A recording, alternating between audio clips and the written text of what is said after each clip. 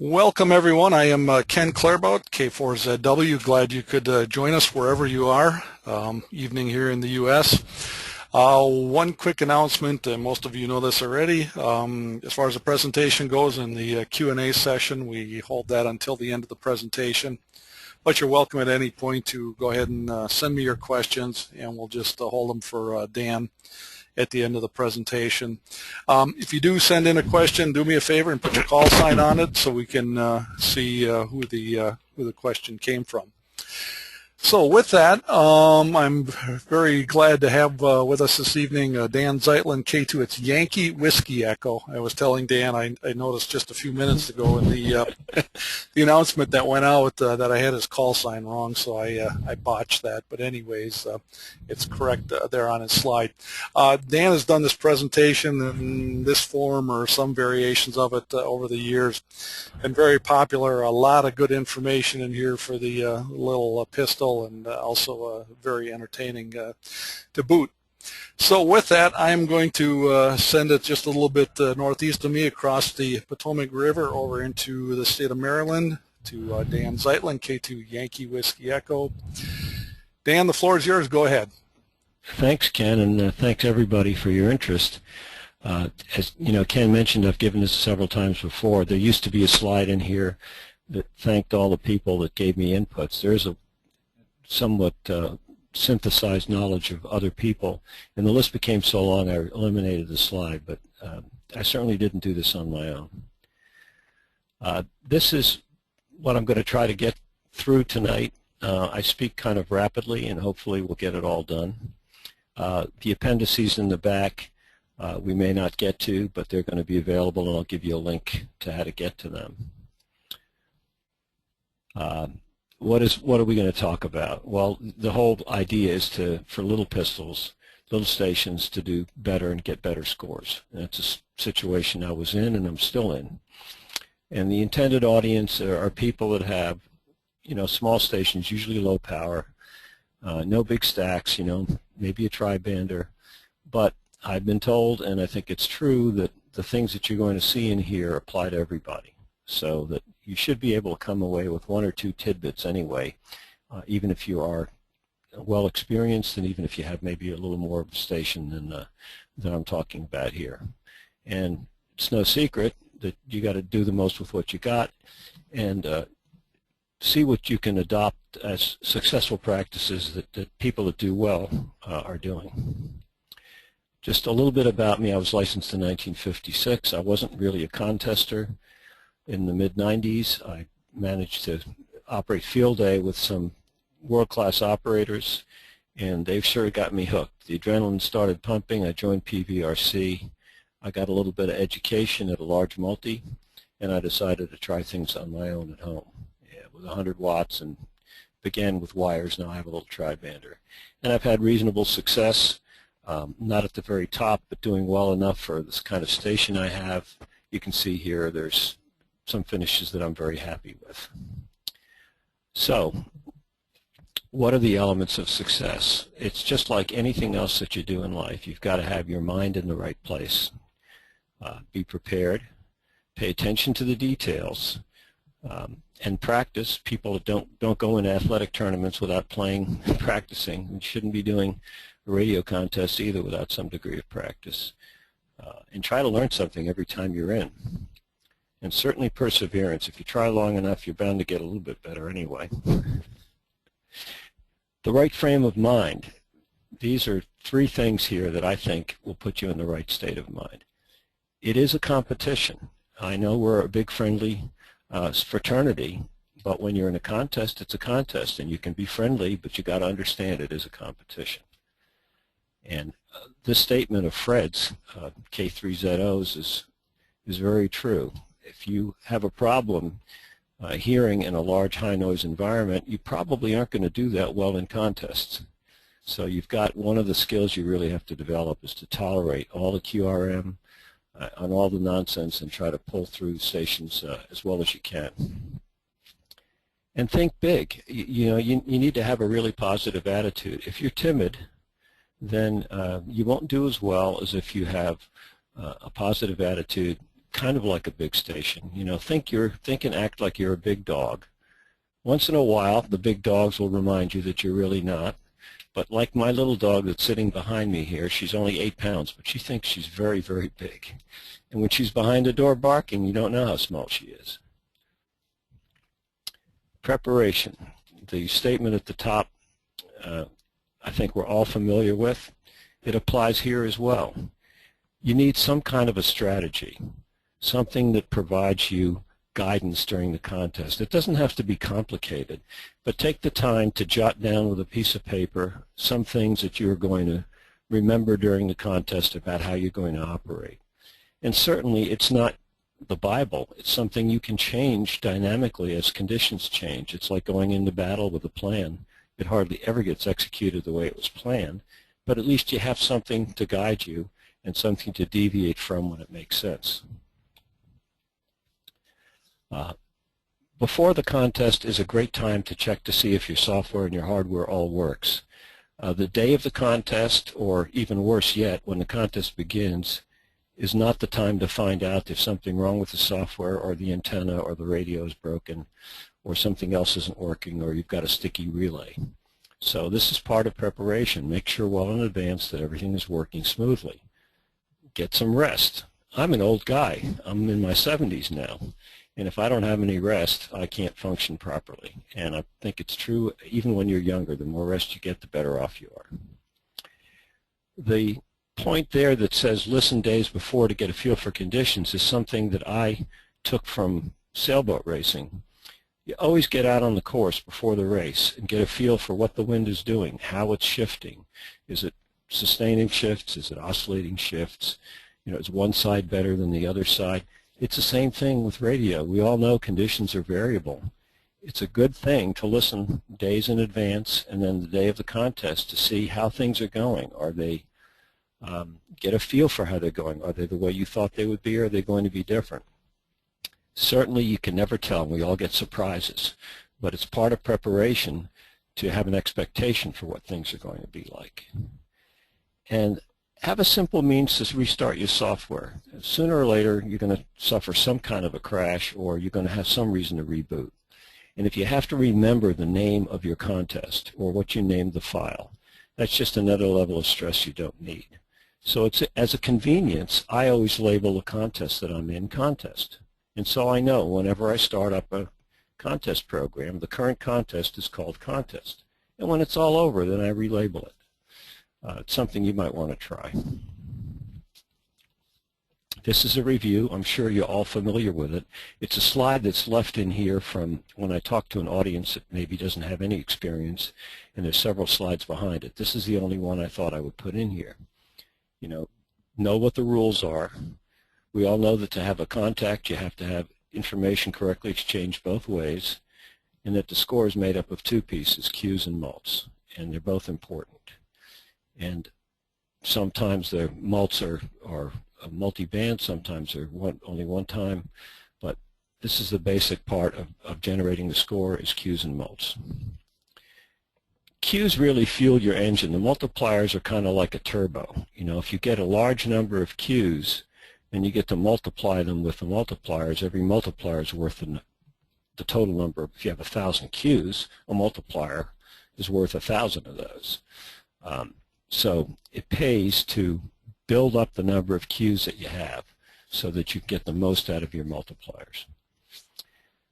And more cues are the key to producing higher scores. Now, the time that you're operating is fixed. Contests have a certain number of hours, and you can't operate aside from that. So in order to get more cues over that fixed rate of time, the rate has to go up. So rate should become a focus of what you're interested in a contest. Try to achieve higher rates. And the things that drive rates are being heard, that's important, but also being able to hear others. And if you have a fixed power level you're stuck with, whether it's low or high, if you want to improve that, you've got to improve your antennas. Improve how you operate. Operate in a more efficient way. If you waste time, less time between QSOs, antenna changes, anything else that you do, then you're going to have a higher score because you're going to have more contacts. So we're going to talk about operating practices and the arrangement of your shack as a mechanism or two mechanisms for getting higher efficiency and wasting less time. And you need to find out how to attract other stations to call you when you're running, and that's part of operating practices. But have no doubt about it, you can S&P very successfully, but if you want to have consistent success, running is a part of rate generation. So part of the strategy that you ought to put together before the contest is selecting what class you'll be in. Sometimes that's a no-brainer, but other times you really have to give some thought to whether you want to be what single band, multiple bands. Do you want to do both CW and phone? Do you want to do just one? Are you going to use spots, or are you going to go unassisted? Are you going to have somebody helping you? And you need to look at all that with an eye to leveraging the strengths that you have. If you're really strong on one band and weak on the others, maybe you'll consider single band. So another part of this is that it is a plan for executing the contest. So what bands are you going to be on in what modes at what times? And one of the ways you're going to decide that is what's the best for your cues and mults? What's the propagation going to be so that you're on the right band at the right time? And you're going to have to select what's a good time to be on and what's a good time to be off, because in most contests you can't be on the whole time, either because it's physically not possible for you, or there's limitations in the contest and you have forced times when you need to be off. And finally, you're going to have to decide again, are you going to run or are you going to do search and pounce? And what rates, what speeds, and what timings are you going to use in the contest? These are all things you should give yourself a little bit of thought before the contest on. So if you're going to focus on making the most cues and you've thought about those things on the previous slide, then you should be able to block out the times when you expect to search and pounce and times when you expect to run. You know, what are the ground rules going to be? And even when you're running or you're searching and pouncing, trying to get your QSO rate up, you should be aware that once in a while you need to check for multipliers.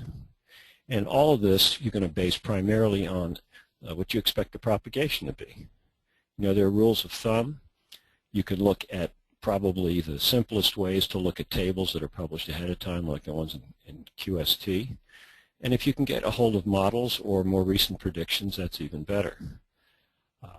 And if you've been on the air, then you can modify that according to what you've seen with your own observations. You know, how have things been according to the predictions? Do you need to throw them out and just wing it, or are things a little bit different? Fred, K3ZO, does a very good job of prediction, and most of us in PVRC pump him for a little information before the contests, and he's right most of the time. So there's a method to the madness. If you look at the models and you look at the information and have a little bit of understanding about propagation, you can kind of figure out what bands you expect to be on at what times. And the gray lines is interesting, particularly if you're going to be on the lower frequencies. And don't forget what's going on in other parts of the country or the world, depending on where the contest is.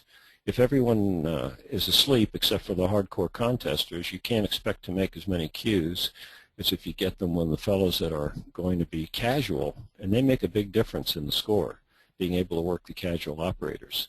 If you time your expectations of being on a certain band to do with the time of day that you expect to be in the places that you're going to contact, you can often generate higher scores and make more cues. Again, you try to avoid dinner times and you try to avoid sleeping times. But of course, you need to, if you need to be on that band to get a multiplier, that's what you'll do. You got to pick off times in some contests, like NAQP, for example. You're pretty limited. You really have to take off a certain amount of time, and so you have to decide how to do that intelligently. And most of these things I'm telling you may be intuitive, but again, if you write them down and make them part of your plan, you won't forget them, and there won't be a big whoops at the end when you say, gee, I forgot I had to do that. A good way to do this is to look at the rates of your own station, and maybe if you can get a hold of rates of other people in your area, you can kind of see when a good time would be to be off the air. And don't forget that in those contests, again, like NAQP, where there are a minimum amount of off times that you have to take, you can mess yourself up. If you expect that you're going to want to operate late in the contest, be sure that you don't use up all the off time first, because if you do, you'll be stuck with operating late. I'm sorry, it's backwards. If you don't, you'll be stuck with operating and finishing early. If you do take some time off early, then you'll be able to operate later. And it's a balancing act. I usually leave a half an hour of time that I have not taken off, so that close to the end of the contest I can decide, do I want to take it off early, say 10 or 11 o'clock, or do I want to save that time and operate a little bit later? And that's a decision you should make ahead of time, because it's, as you get late into the contest and there's time still left for you to have to take off, the decision gets out of your hands. And of course, any personal needs you have to stick that into your plan. Setting a rule for different times of day, different rates that you expect, I found to be a very good idea. Decide how many QSOs you want to make. I mean, it can be a few hundred, it can be a few thousand, it doesn't matter, whatever it is, for the operating hours that you have, and see what kind of an average rate that comes out to be. And then temper that with, the time of day and what you actually expect activity to be during different times, and make yourself a little list of, from this hours, for that particular hour, I need a rate of such and such. For this hour, I need a different rate. And keep your eye on the rate meter. And that goes for searching and pouncing, for running, no matter what you do to get the contacts. You need to be cognizant of the rate. And if you include this minimum rate in your strategy, then when you see that you're not achieving a rate, when that rate drops, or your rate starts to drop, change something. Change the frequency, the band, the mode, whatever you're doing. Go chase multipliers for a while. Change your clothes, but do something different, because if you continue to do the same thing, you can't reasonably expect it to get better. Know your software really well. This is kind of part of what I said before about preparation. The contest isn't the first time. And if you use your software on a day-to-day basis, or at least more often when you get on to practice, you'll start to find what the features are that you like to use, and it won't be at the end of the contest that you email somebody else and say, how do you use this feature? You do that before the contest so you can try it out. And there are practice programs and modes that you can use, particularly for CW. And if you do all that, then you'll begin to understand what you like and what you don't like to do, and you'll modify the settings in your software. Things like working dupes or not working dupes. These are decisions you need to make ahead of time and set things up for. Be comfortable running. I was not comfortable doing that at all in the beginning, because I figured, gee, nobody's going to be hearing me. I'm a little guy, and it can't possibly make any sense to do it. Nonetheless, I did some practice with a simulator, and of course I did some running at W3LPL for a few times. Get on the air and try to operate running style. You've heard these guys. They get on the air and they just want hello, goodbye, 599, thanks. That's not a bad idea to get used to the idea of running. Use your best band on a really good propagation day and give it a try. You'd be surprised. And the more of that you do, the better you'll be at doing it, and the less nervous you'll be about doing it. In terms of preparation, take a look at your station and see what its strengths and weaknesses are. Almost all of us know our best band, our worst band. Take a look and actually make an assessment and say, what can I do to improve these things? What can I do? And take the simplest things first. Don't forget to pick the low-hanging fruit. Antennas are probably going to be high on the list, but there are other things as well. And they have to do with the way your station is arranged. Also look at the way you operate. Later on we're going to talk about the best practices, and these are the things that really good operators have told me, and things that I have found from my experience work to produce the best results. And adjust your operating practices accordingly. There are some things that I still haven't, that I know I should be doing, I still haven't been doing. Things like moving multipliers in contests where that makes sense. I always forget, and then after the guy's gone, I say, gee, I should have moved him to another band. Look at the best practices, say, do I really do that? And if you don't, pick one or two of those practices and see if you can institute them the next time that you're in a contest. For me, starting to run, even with my modest station, and improving my antennas made the biggest difference. That may not be the case for everybody. I found that when I started using more features in the software, things got better. I learned the best practices and things got better, and I started running. And as I said before, I'd assumed that it wasn't possible for a little pistol. However, it is, and the rates improve with experience, but you have to be smart about when you try it and when you don't try it. And so you have to learn when it makes sense. And what I learned was when propagation and conditions are good, it makes the most sense. And when propagation and conditions are not good, then it doesn't make much sense at all. But in any case, when you try it, if you're not having any success, don't persevere too long. Try it again later if you think conditions will be right. I improved my antennas. I started with multi-band wire and then slowly migrated to monoband wires and eventually added a small tri-bander, and that made a big difference. I also made modifications to the shack for better efficiency. I've said that a few times, and it's not really clear maybe what that means. Here's an example. I'm not really a phone operator, but I decided I'd give a phone contest a try. And I found very quickly that holding a desk mic and trying to operate a computer it didn't work very well. And so I got myself some way to hold the microphone, and that made life a little bit better. And don't laugh, this is exactly what I did. And that still wasn't very good because I had to push to talk, so I got myself a foot switch. And then finally, with a boom mic, everything came together. The foot switch, the boom mic, life is good. This is a very extreme example of what I mean by operating efficiency. The first way is not very efficient. What I do at the bottom, hopefully we're all doing, but that's an efficient way to operate. Don't forget the foot switch. It also helps you on CW. It's a way to transition from transmit to receive if you're accustomed to QSK without listening to the noise. You know, when you get tired of it, just push your foot down and you don't have to listen to it. Certainly the advantages of a boom or headset mic are great. There's much less fatigue. You can move your head around. It's a lot better than a fixed mic.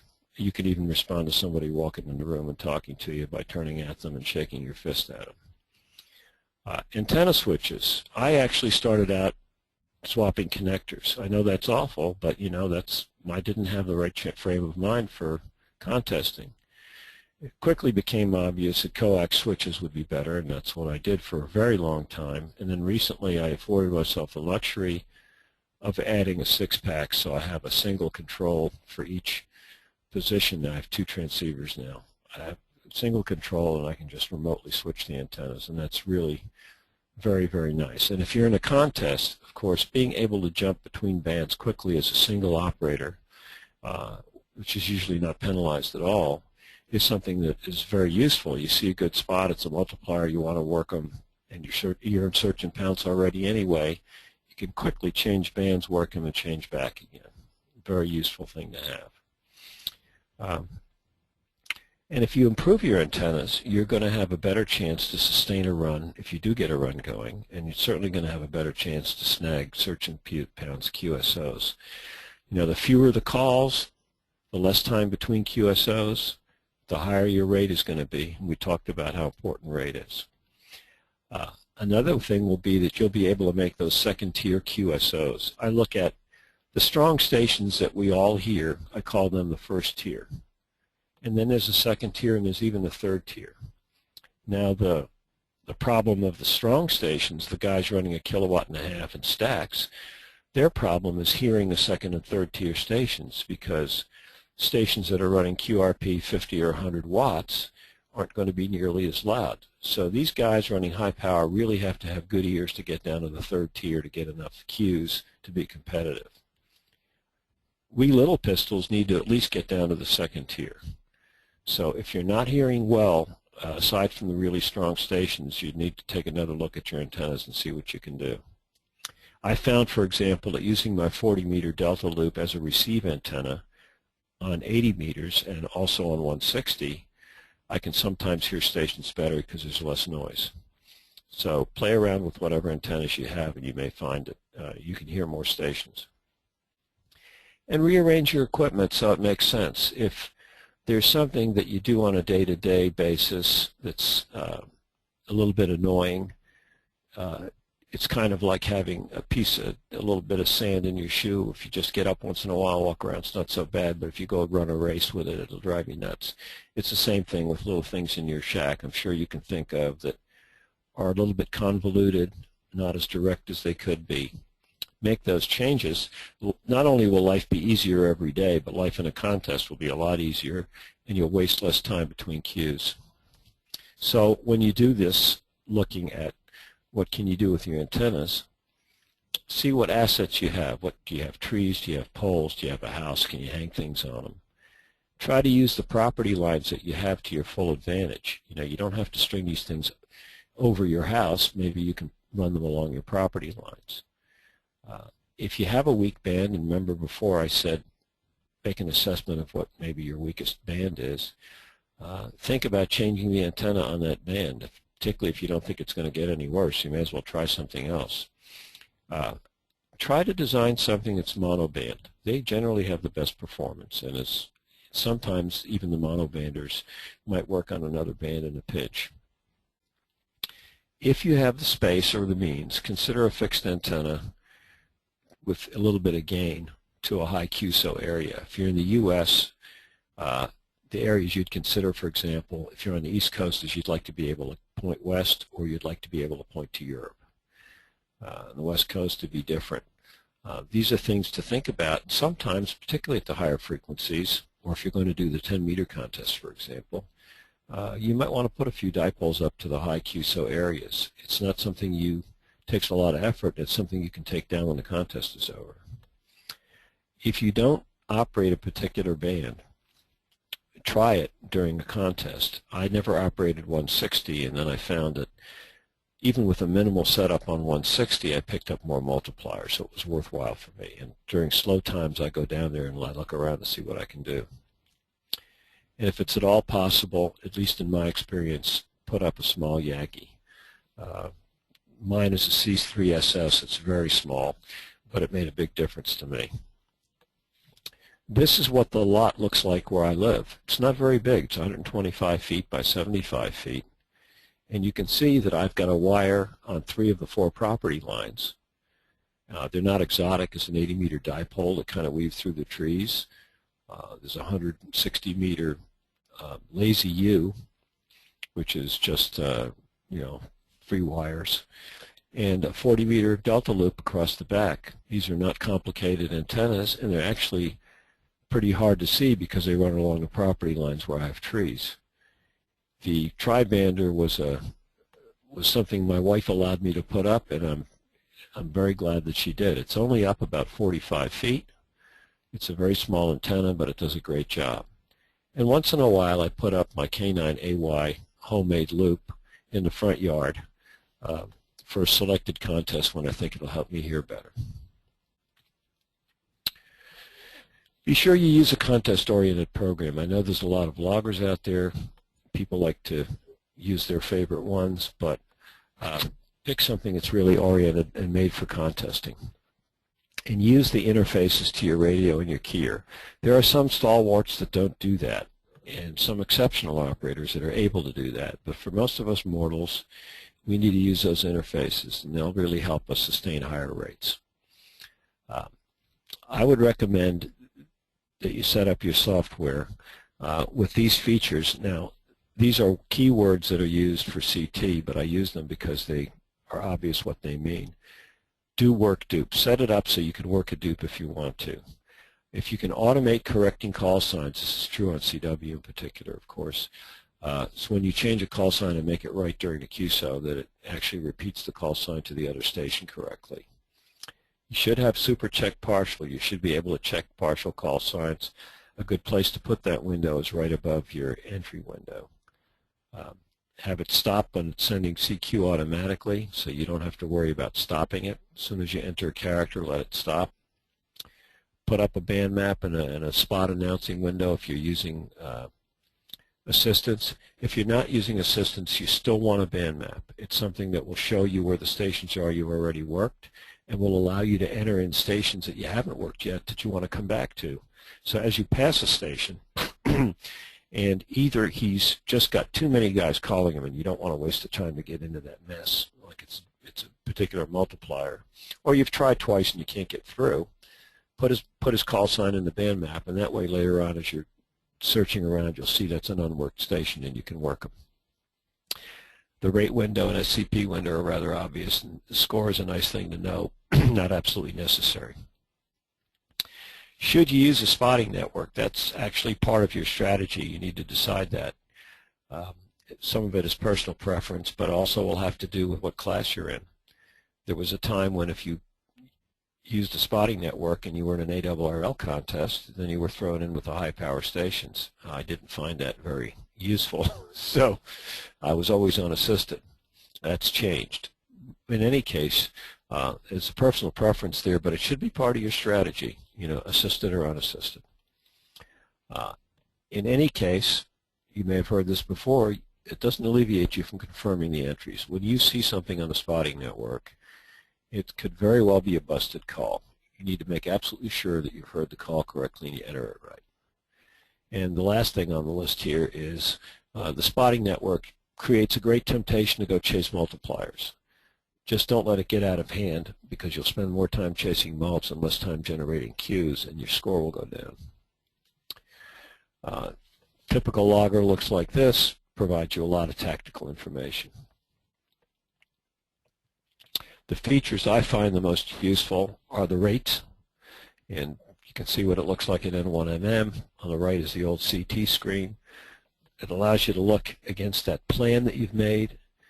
You know, are you making your goals or not? Or even if you're doing better, you know, what's the trend? Are they trending down or are they trending up? And this is a way to make you decide whether you want to change from search and pounce to run or vice versa, and whether you want to change bands. That helps too. The super check partial, I think, is a very powerful feature, not because it tells you the call sign of the station, but because it gives you the possibility of what it might be, so you can listen for that if you're not getting it very well. And of course it's going to tell you if there's a station with a similar call that's already a dupe. And for those that don't know how it works, any fragment of the call, once you get beyond 2 or 3 letters, that contains what you've typed in is going to show up on the screen. So even if you haven't heard, if you've only heard the middle of the call sign, it might alert you as to what's going on. If nothing else, it might show you which way you'd want to point the antenna if it's a elusive multiplier. And once you get more letters in there, of course, the number of choices will be cut down.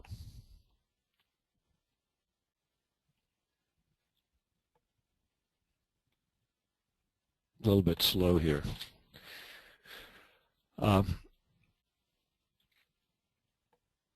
Okay, so what does the band map look like? It shows you who's on what frequency, and if you worked them before, if you need them, if it's a multiplier or just a queue. It's generally done with colors. What you're looking at there is N1MM on the right and CT on the left. And as I said before, you can enter the data manually when you're at a station, enter them into the band map. You don't need the spotting network, or you can use the spotting network, and you should know that it will time out spots according to some time that either you set or the program has by default, so that if the spot's an hour or 2 hours old, it'll disappear. You won't be seeing stale data. And it's also useful for a dupe check. So as you move through working search and pounce, when you come upon a frequency and you hear a station, you at least have a clue as to whether you might have worked that guy before or not. Now stations move around, but usually the strong stations that are calling CQ will stay on the same frequencies. So you don't have to wait to hear his call sign. You're on that frequency, you hear somebody calling CQ, you look and you say, hey, that's N4CW, and I've worked them before, and off you go. There are some useful features that are showing up now on the newer programs. CT doesn't have this, but you have it in N1MM and some others. You know, how many multipliers or queues have you worked out of the ones that are available? Now, when I made this screen up, it's kind of nonsense because I hadn't worked any stations. I just fired up the software. So you'll see up on the right side in that orange circle that the number of opportunities and the number that have been worked are always the same. But that won't be the case in real life. And you'll be able to see, if you're on 20 meters right now, for example, that, gee, 40 looks like a better band to be on. And if the 40 meter numbers keep getting better or my rates keep going down on 20, I'm going to shift to 40 meters. Here's some tips that come from what good contesters tell me works and what I have found works. And this little guy found it works too. Don't be intimidated if stations are operating very, very fast. You know, start with the slower ones. They're usually higher in the band. And one of the beauties of searching and pouncing is that you can afford the time to get a few shots at getting the information. And things will absolutely be better towards the end of the contest. If you can't be heard when you call a station once or twice, and if you're willing to stick around some more, move your frequency around. It's admirable to have your bandwidth wide open when you're running. However, there's a lot of stations that can't tolerate that kind of noise. Remember the first slide that said you have to have a high tolerance for noise? Very difficult when the bands are crowded and they narrow their bandwidths down. So you can call till the cows come home, but they may not hear you if you're not on the right frequency. The other thing to remember here is that the spotted frequencies are not always the same, but they put everybody on the same frequency. So if the spotter is off a little bit, it doesn't really matter. The point is anybody clicking on that spot and automatically going to it will be on the same frequency. So it's good, if you can, deviate a little bit from the frequency that's been spotted. If you're going to call CQ, do it high in the band in the beginning at some speed that you're comfortable with. And sometimes somebody will call you at 8 times the speed that you're running and you just can't get it. There's nothing wrong with asking him to slow down. If he's not willing to do that, it's a cue he's not going to get. Or you can just ignore him and work somebody else if you have another caller. When you're searching and pouncing, if you hear stations that are very, very fast, and you can't quite get it, then wait until he's not getting any responses and then ask him to slow down. On phone, don't be cute with the phonetics. Some of us have favorite phonetics for our call signs, and they're okay. But when you're in a contest situation, you'd like as little ambiguity as possible. So usually 2-syllable phonetics are the best, but you should use common ones or ones that are commonly in use, like countries and cities, and you heard people use those. Maintain a friendly sense of urgency. This is really important. Chattiness slows you down, and people who are waiting to talk to you if you're running will run away. They won't want to waste the time. So, good afternoon. It's very friendly, but it wastes time. Your number is not necessary. You can just give them the number. So the exchange ought to be K2ABC 59 Maryland. Not K2ABC, good morning, your number is, it's too slow. Some contests like state QSO parties, that might be more appropriate, but in most major contests you'll find that it's much better to have this friendly sense of urgency and get through it as quickly as you can. Don't be intimidated. Just like on CW, some people are really fast talkers, especially if they have a foreign accent. If you don't get all the information, you need to ask what it is. Ask them what it is again. You know, tell them what you're missing. And if it's a lot, then ask for one piece of information at a time. Very typical in sweepstakes is you may miss 3 or 4 pieces of information. Ask for one at a time. What's your section? And what was the number? And the name? try to get the pieces of information, rather the check, try to get the pieces of information one at a time. That generally is better. That also works the other way, by the way. When you're asked for a piece of information, don't give anything else. Just give what was asked for. And the reason for that is that you may have missed it because of conditions. There's QSB, there's QRM. If 90% of the information that's being repeated is stuff you've already gotten, and the one piece that you need is only 20% or 10% of what the whole exchange is, your chances you're going to hear it again are very small. Maybe that's the time when the QSB is low. But if you're asked for one piece of information and you give it back one at a time 3 times, there's a much higher chance you're going to get it. So when you're asked what the last letter of your call is or what your prefix is, it's best just to give your prefix 2 or 3 times or the last letter a few times. Listen to what's on your frequency when you're working split, if you're working split. If you have a radio that allows you to hear it, that's very good, because that way you can time your, especially true for little pistols, you can time your call for maybe when there's less QRM than if you couldn't hear it. There is no such thing as not worthwhile. It's like when you need a job, they're all worthwhile. The same thing is true with QSOs. Every point counts. Don't just not have a QSO because it's not worth your while. When things are slow, call for anybody. They don't have to be in the contest. You can extract their information out of them. You may have heard people doing that. You walk them through the exchange and get it. They don't have to submit a log. As long as you're in the log and they're valid, that's good.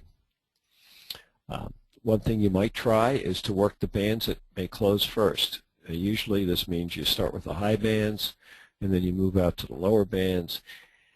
And if you're in between bands, that's a good time, since the rates are going to be low anyway, that maybe you want to go chase some spots. And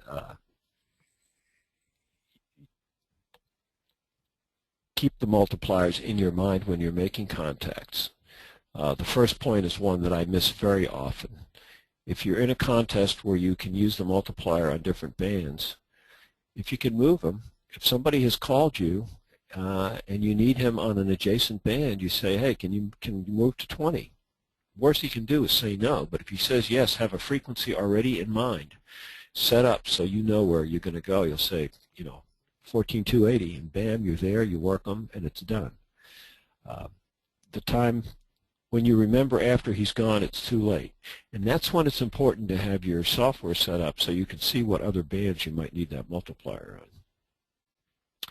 But again, balance the effect that you're going to have on your rate when you start going chasing mults. If you have a hot run going, you're probably not going to want to do this moving multipliers unless it's really important and you're very good. But when things slow down, chasing multipliers is okay.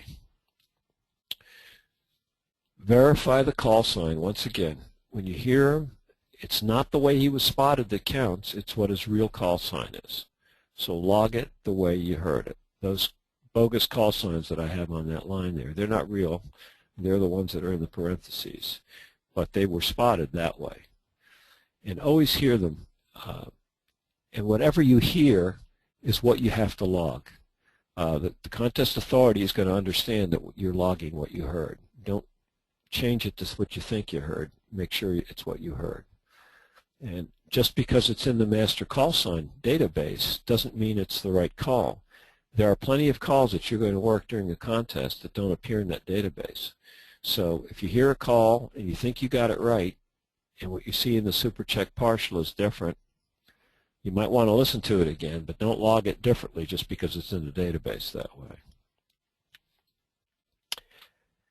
Early in the contest, search and bounce rates can be really high. I've had them, over 200 on CW contests, because everybody is fresh meat. You really don't have to consider, you don't hit any dupes. And the way I like to do it is to move from one end of the band to the other slowly. And that way, if I don't backtrack, I'm really sure that I haven't worked them before. But the other thing you can do certainly is click on spots in any order you want and work them as quickly as you can with very little fear that you're going to have dupes. If you are adventurous, as I am, You can even call, if you're moving slowly up the band and you know that you're in an area that you haven't called anybody in before, it's safe to call a station and give him your exchange, and you'll find out his call sign later. Because you know you haven't worked him, so there's no fear that he's going to be a dupe.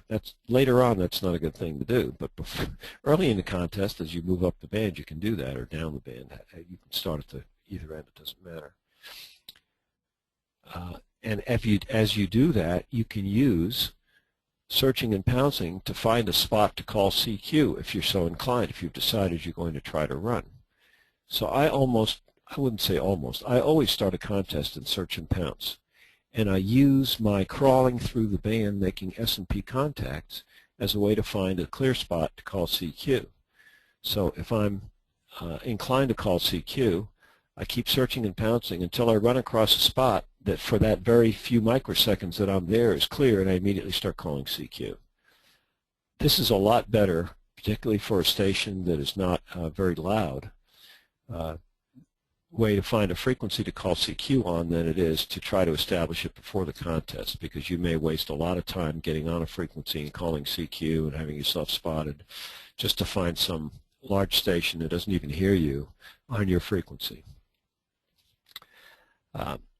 Late in the contest is a great time to CQ. Be sure you try that, because you'll be fresh meat to many of the people that have been CQing all along. You know, especially if they're single ops and they don't have somebody else looking for multipliers or for new QSOs.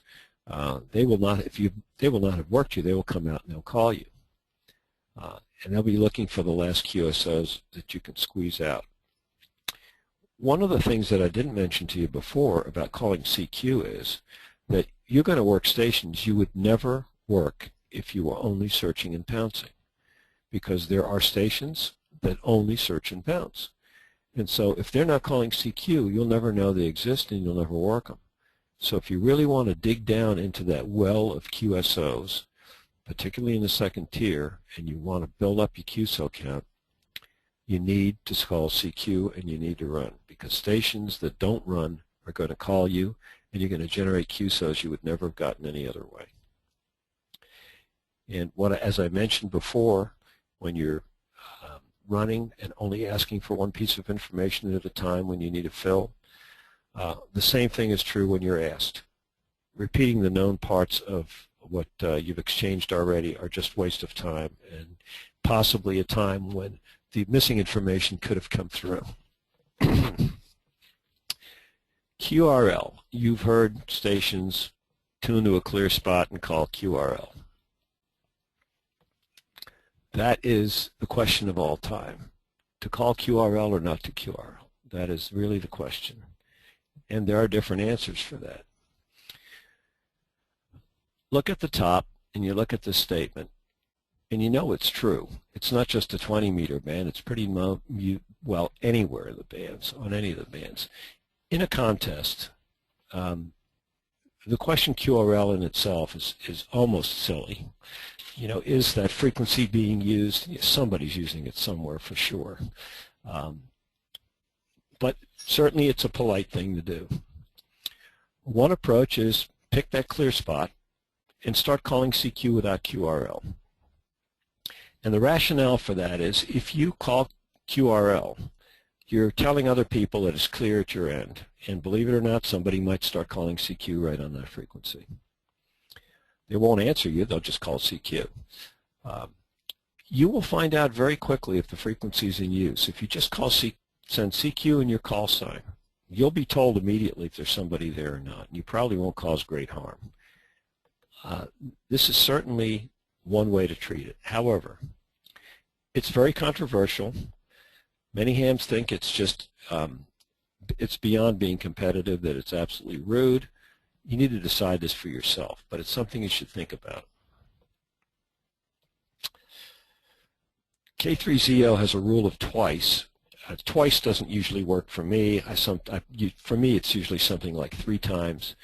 But it's a good rule because it keeps you from wasting time between QSOs.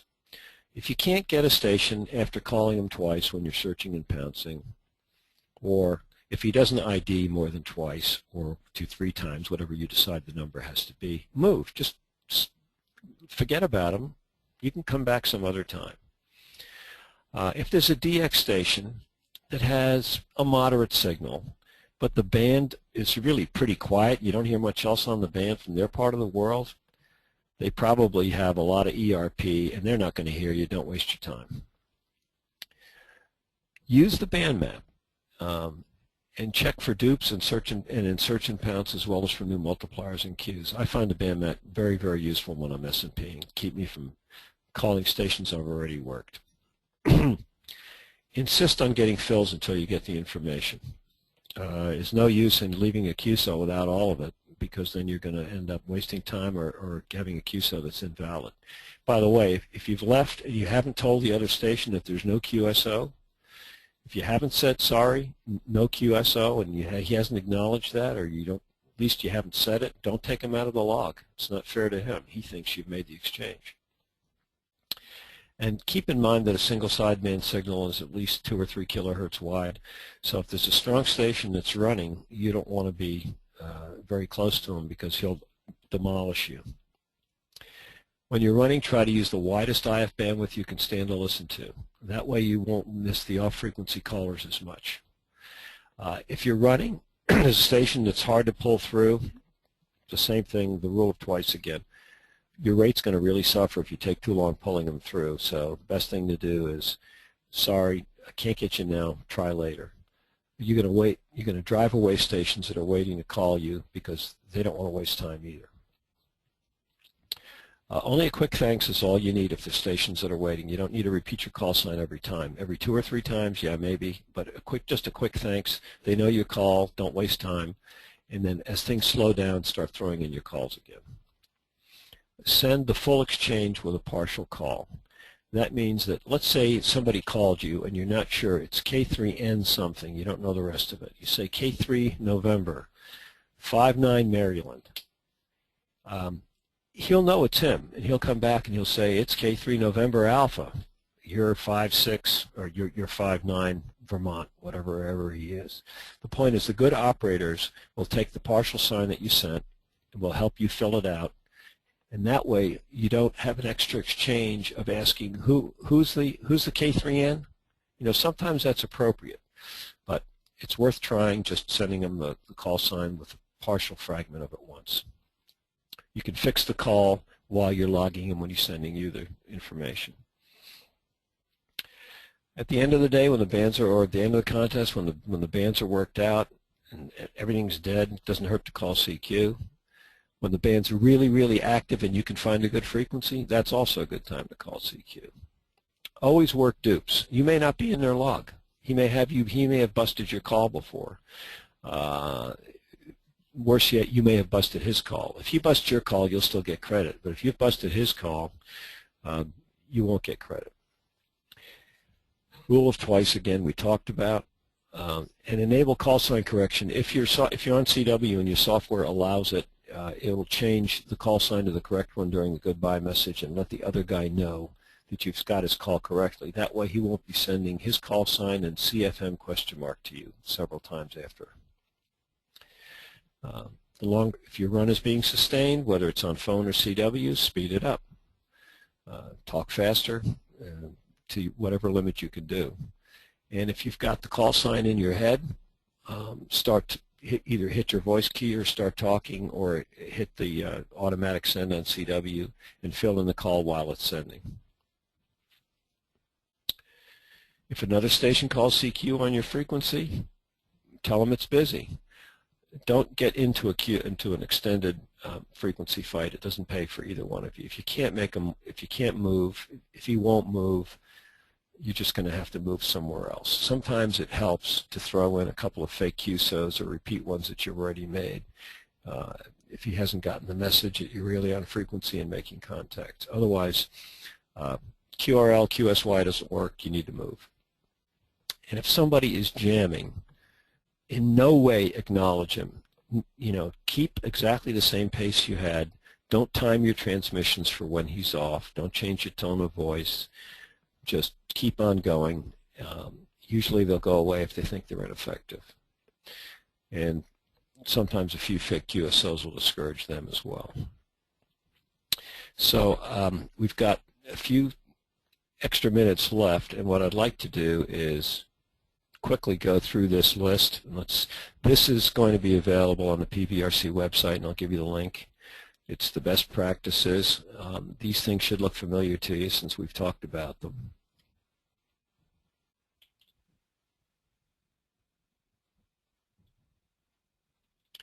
These are just memory joggers for you.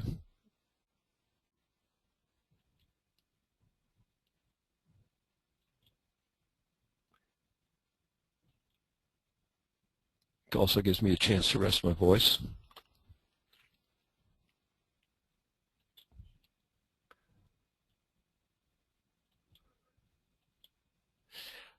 And since we've got a couple of minutes, just a word about contest loggers. These are the most popular ones. Any logging program used for serious contesting ought to have these features as a minimum. You know, they've got to have band maps in it. It's got to have SO2R support. Well, it may not. You may want to grow into that, but I think you're going to want that kind of support. You'll be spotting through a telnet connection, sound card support, so your voice doesn't get sore like mine. N1MM is the most popular. You all know about it. Supports a lot of contests. Does sound card stuff. It's free. WinTest cost about $70. For us old-time CT users, it's great because it emulates CT keystrokes very strongly, but has a lot of modernized features in it, including a built-in editor for the voice keyer, which is great. You don't have to separately record files like I think you have to do in N1MM. Write log is still up to date, single window, but has good information in it. Also does sound card voice, and you can record voice on the fly in write logs. Pretty cool. It's only $30, but it's $30 a year if you want the updates.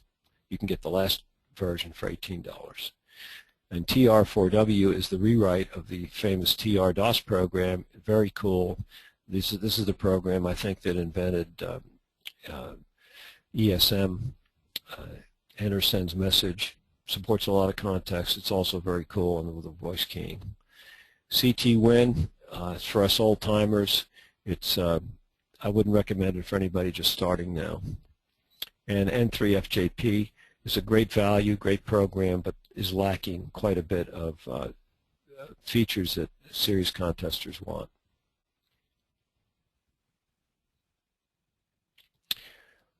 There's lots of places where you can get information on contests. You may already know all these things. But what I've tried to tell you is you need to prepare and pay attention to detail. You know, have a strategy and a plan for the contest. Look at those best practices and see which ones you can adopt and how they work for you. Try to run. Running is going to get you stations that you can't work in S&P. They simply won't be available to you. Make incremental changes, whichever ones you can. Just put a list down and start banging off the ones that are easy first. Plan and strategize about your contest, and don't be afraid to abandon your plan and change it if things change. All you got to do is ask. You don't need a huge station, you just have to use it the right way. PVRC.org, if you go to that website at the very top, you'll see news and photos. I think it's photos, yeah. And there'll be presentations under that, and you should find the contesting best practices listed there. And that's all I have, Ken. Okay, Dan, very good. Why don't you keep your presentation handy in case we need to go back to it. Sure. Okay, so here's a chance, if you got a question, to go ahead and send it in. We'll pass them along to Dan. We've got a little bit of time left here for a few questions. I also have some comments that people have provided, so let me just kind of work my way down the list here. Did you lose your slides? No, I said uh-oh. Oh, okay. First one comes from Rick Lowe, PVRCer, who I think is maybe still out in California. Hi, Rick. Haven't heard you in a while, I don't think. Anyways, a comment he provides on the high bands, and actually I found this also applies on the low bands, is if you're calling CQ and not getting lots of answers, consider asking a strong station if he hears other activity on your on your CQ frequency. And I've heard that several times on 40 meters Sure. phone. If guys are working split, they'll say, hey, how's my frequency sound over there? Maybe something worth considering. We'll comment here, really appreciate the big guns who are patient and take time to listen. I think that's a good note for all of us to take into consideration. And QRP operator says picks up a lot of points late in the contest, wants to pass that along. I'll comment on this, and then Dan, you can pick up on it too. One person had said they're going to try their first SO2R and getting ready to configure it and everything. My comment on SO2R is it's a great way to pick up additional points and keep yourself occupied if the contest is slow, but only do it if you are to the point where with one radio that you find that you've got extra time, extra cycles on your hand. If you don't have single radio fully mastered, I think it's a waste of time. It actually could be counterproductive.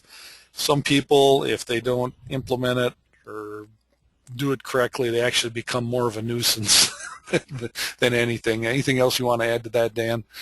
Yeah, I got so enamored of my little click links that I had in the presentation, I completely skipped over the few slides that I had, and they essentially say exactly what you said, Ken. This was a picture of different SO2R setups. I like DF0 or WA's little switch there. It doesn't matter, as long as it's workable, that's cool. And there's an earlier 2 radio setup down there, which actually I wouldn't mind having today. But here, this is kind of a recap of what Ken told you. It's really easy for SO2R to be a distraction. You got to keep it simple and do it only when things are slow. And probably the best way to get your feet wet in it is if you're calling CQ on one radio, do a little S&P on the other radio while the CQ is going on. Even alternate CQs is confusing. If you're in the top tier of operators, you're probably using it. Some of them don't use it at all. But if you have not mastered, if you're not getting good scores and really feeling a level of high comfort as a single radio, I would say the very first bullet is the operable one. It's going to be a distraction, and it'll probably run your score down. Okay. Yeah, Rick says he's still out in California. That's good to know. Lee is wondering, should you ask a station to move if he is splattering? I haven't had much success with that. You might tell them, your audio's a bit hot or something like that if you want them to turn it down, but I haven't. Getting them to actually move, I think, is probably more of a dream than anything that's really going to happen. I mean, if you've been on the frequency and all of a sudden he appears all over you, then if you can quickly move onto his frequency and say, hey, man, I'm just up a kilohertz and you're really loud on my frequency, that's something else. But if you just hear him halfway across the band, you're probably not the only one that's told him he's that way and he's not paying any attention. Okay. Horatio says, can you provide examples of some of the strategy notes for different kinds of contests? And I believe you said you'll post the slides on www.pvrc.org. Any other comments as far as some of those specific to certain contests or just general in nature? Well, I think that strategy has to be specific to the contest. If you're in a domestic contest, well, actually, for all the contests, you really need to think about who the other operator is going to be and when are they going to be on the air. I know that we in our club pay a lot of attention to sweepstakes. It's one of those rivalry things, and we're very specific about what's a good time to get the guys on the West Coast so they can hear us and we can hear them. If you're going to try to work them on the lower bands, you have to wait until the band goes long. So what does propagation look like?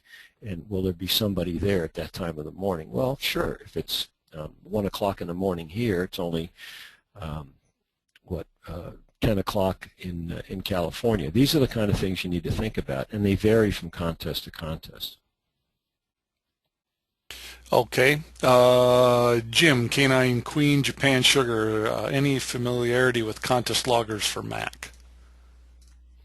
No, I don't have any familiarity with them. I know there's a couple, but I don't know.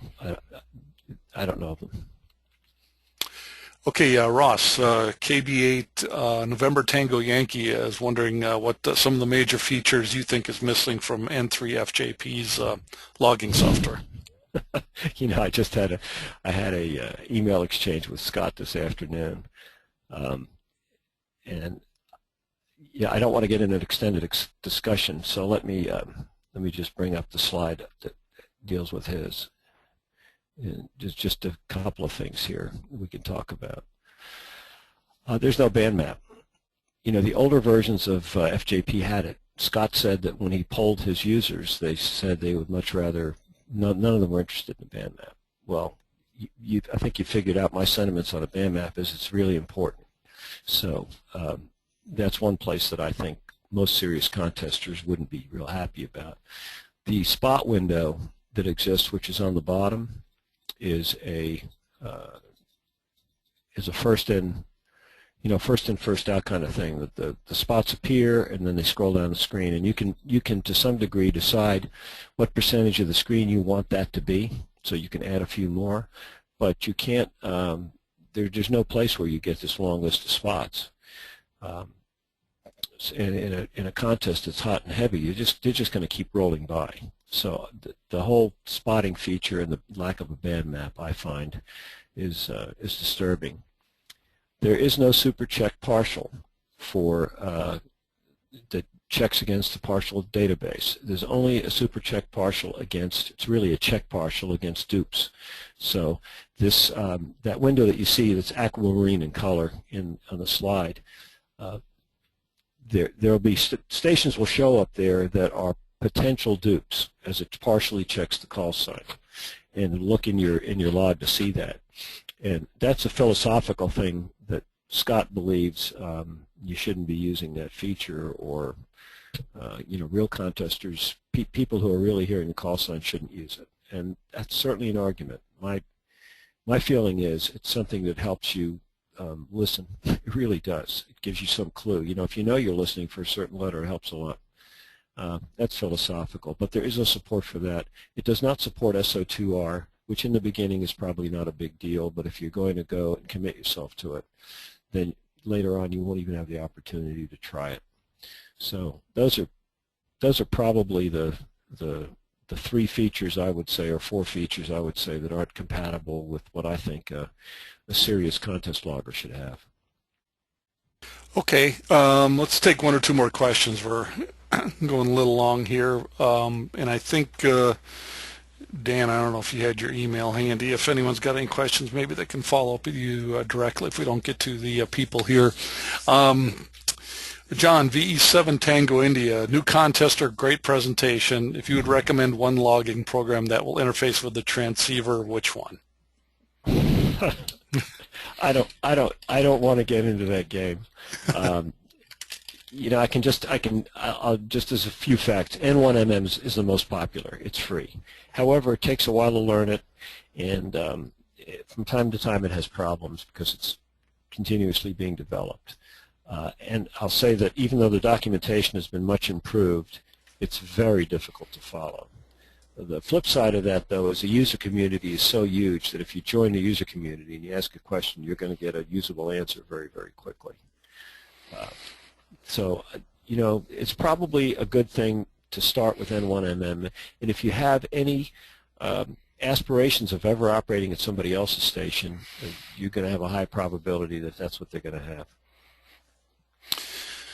Okay, yeah, I'm one of these guys that uses WriteLog yet. I started using it years ago for SO2R when they used to build their own box, and it just, it does everything for me. And yeah, and I've just never seen any reason to, go with anything because it's more popular or whatever. And it's interesting. Big multi like W3LPL went with CT for years. He says it does the job. Why should I start changing things? I know this thing is bulletproof, and yeah, I agree with you, Ken, and I use CT-Win now too.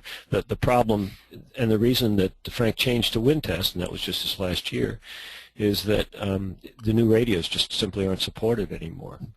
And so if you want to change radios in some of the new contests, or some contests where the rules have changed, you can't use CT-Win anymore. But primarily it's a radio support issue. Otherwise, CT-Win is fully functional. I think it's great. Yeah. Okay, I've got one question here, then, I'm sorry, one comment and one more question, then we'll close it out. Scott K0MD said that there is such a thing as a Mac logger. He said has a weak contest program, and basically you can put Windows on your Mac and run a Windows-based logger, but I find it easier as a Mac user just to use a PC for contesting. So that answers that question. Yeah, I'll make a comment on that though. If you're going to use N1MM, it needs to be pretty potent and have a fair amount of memory in it. It's not an efficient program. The others that are on that list, WinTest, WriteLog, and TR4W, don't need much, but N1MM you're going to need a hog. Okay, VK6 FLAB. Any propagation tools you recommend? Anything in particular you use, Dan? I'm not the guy. I use other people's advice. Every once in a while. I do have a copy of vocap, and I'll occasionally do that, but I usually have discussions with other club members here and try to get a little bit of insight as to what's going on. Yeah, I know there are some web pages, I don't have them off the top of my head either, that people use for almost, real-time prediction or just to tell you what's going on within the last day or something like that too. And unfortunately, I don't recall them off the top of my head. So, okay, the best thing to do is just to get on the air and see what's going on maybe the day before. But yeah, what Ken said is do some searches. I know there are some good tools, and I've used them from time to time. Mm-hmm. Okay, well, let's go ahead and wrap this up. Dan, anything else you want to pass along? No, I just appreciate everybody's interest, and my email, if you have a desire to ask a question, I'll try to get an answer for you, is my call sign K2WYE @yahoo.com.